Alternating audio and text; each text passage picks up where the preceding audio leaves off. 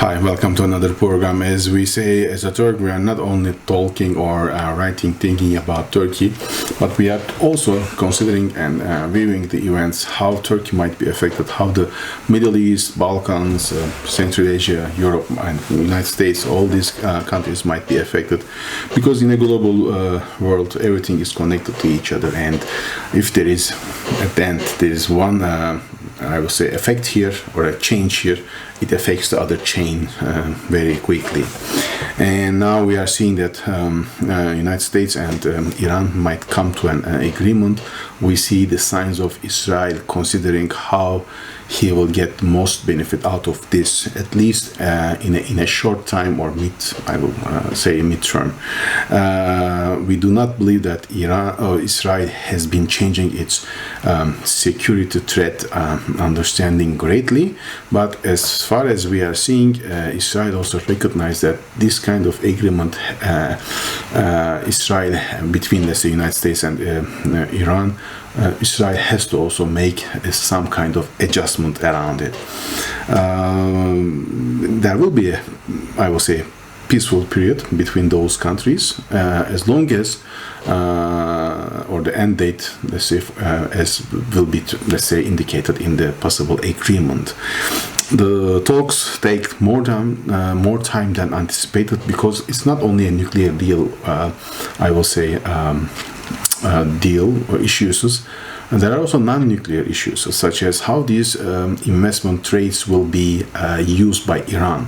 The United States wants to be sure that Iran will buy most of the services and I will say equipments from US manufacturers, because in the first year, once these sanctions will be lifted, it is easy for Iran to make a revenue of 20 billions, and in a couple of years it will be on tripled, even maybe 5 times it will be increased, and it can be by Iran very easily.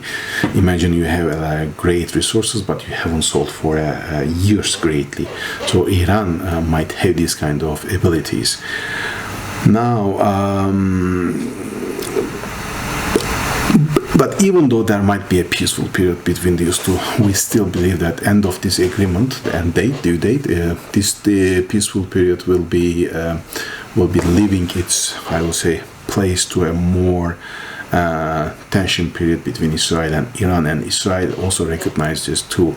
So we do therefore anticipate that Israel will look for new allies in future, especially by 2030s, and these two can be only, as far as we guess by today, China and I will say Russia, and that will also, I will say, disturb the relations between Israel and United States in the mid-term. We think that this will be seen more by starting 2030s, I will say. But it is inevitable for Israel-United States relations being disturbed due to that thing, because United States have to put long-term military resources to Asia, and now United States have no interest on the oil and gas, especially in the Middle East. They don't want to be in the Middle East, and because it means money, and in return there is not much to be taken from this region now. Almost drained, and electricity will be used in future more or less for all these vehicles. It's already assumed, and the United States is more than capable of producing this within its own domestic area, geography, I will say. Therefore, it doesn't need anything from Middle East. Therefore, the importance of Israel is there for reducing for the United States, and therefore Israel has to have new strong allies in the region, and I think these two naturally will be China and Russia, but as we say, it will fluctuate, it will disturb the relations between US and Israel in future.